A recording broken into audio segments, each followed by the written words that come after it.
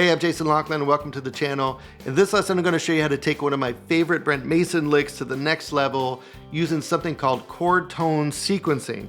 You're going to want to grab the free notation tab and track for this one. The links to those are down below, so go grab those, hit that subscribe button, and let's get started.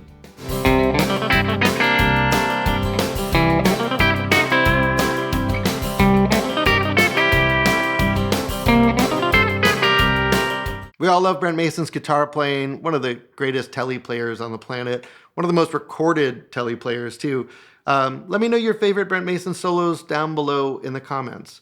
So I'm going to show you one of my favorite licks of his that's become a go-to lick for me and a bunch of other players, but I'm going to show you what I've done to this lick using chord tone sequencing to turn his idea into a bunch of new ideas. All right, let's look at this lick. So this lick is mostly out of an A-shape C chord here, and a little bit out of the G-shaped C chord. But I'm starting on a root, and I'm going to be sliding into the 3, up a pentatonic scale, grabbing a double stop here of root and third, little muted stroke, chromatic connection, down to the flat 7 and 9. So 1, 2, 3, 4. So that's the lick. We've kind of analyzed it a little bit. We know what's going on. I want to look at this in very vague kind of terms. I'm starting on a root, sliding into a 3, up some kind of scale that works over the C chord. In this case, it's the pentatonic. Grabbing a double stop of chord tones here, root and 3 in this case. Some kind of chromatic connection to another chord tone. Okay, in this case, it's flat 7 and 9. So that's my initial lick, and that's great. I mean, you know, I love playing great licks as much as the next person, but I don't want to always regurgitate another player's ideas. I want to have ideas of my own. I want to use that great lick or idea as inspiration for creating something new, something that's going to help me develop my voice on the instrument. Chord tone sequencing is something that could help open up the guitar for you. It could help you take a lick like that and move it around the neck so you have a bunch of new licks that serve the same purpose and kind of use all the same concepts and fills about the same amount of time. So let me show you how to do that. This lick started on a root and it slid into a third. I'm going to move this up to the next chord tone over a C chord. So I'm going to start on the third and slide into a 5. This lick went root, 3, up a major pentatonic scale. I'm going to go 3, 5, up a mixolydian scale. This lick grabbed a root and 3, coming down to a muted stroke. I'm going to grab a 3 and 5. Chromatic connection down to flat 7 and 9. I'm going to go a chromatic connection down and then jump to a root and 3. So now I have. So here's my first lick. Here's my new lick. So new idea that serves all the same role, the same purpose as his first idea, but we've shifted it up chord tones. So everything has kind of come up in arpeggian for the most part. All right, so now let's move it up again. So instead of starting on the 3, I'm going to start on the 5 this time of a C chord, which is G. And instead of sliding into a 5, I'm going to slide into a flat 7. Now I got to go up some kind of scale. In this case, I went up a mixolydian scale. For this case, I'm going to see what's comfortable to do in this position.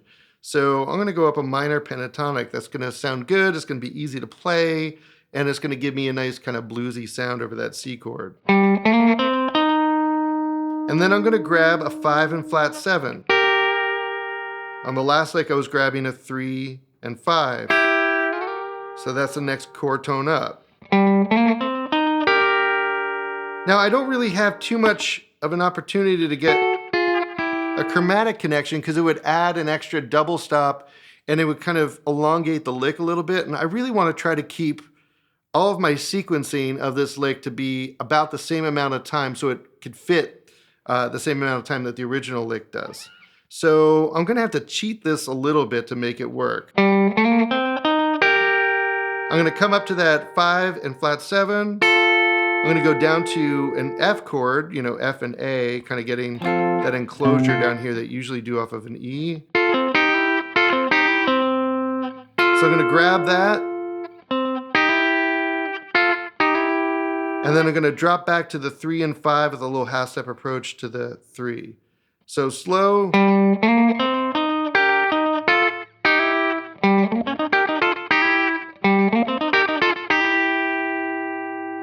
So far I have starting on the root, starting on the 3, landing on the root and 3rd, starting on the 5. And then we're gonna get into this last one starting off the flat 7. But before I do, if you wanna take this approach of using chord tone sequencing and apply it to other go-to kind of standard country guitar licks, I did this whole course called 20 must-know country guitar licks. And it's just all of those standard guitar licks that guitar players use all the time as templates for building new ideas off of. These are just all the cliche licks that we lean on constantly. There's actually 22 licks in there. I'm showing them to you on different string sets for keys G, C, and D. I'll put the link to that down below, so if you want to learn more or go check that out, I'll put it as a discount. You can go check that out. That'll be down below. Also, again, if you want to support what I do here on the channel, the best way to do it, and it's free, is just to hit the subscribe button. All right, so let's get back into it. Starting on the flat 7. So starting on the flat 7, and here I was doing 5 to flat 7. This is pretty tight. So I have a flat 7, the next chord tone up is a root. So it's just a whole step away. So I'm just gonna do a little half step into that. And then I'm gonna come up a minor pentatonic again. And I'm gonna grab the 6 and root, little muted stroke, chromatic connection, down to the 5 and flat 7.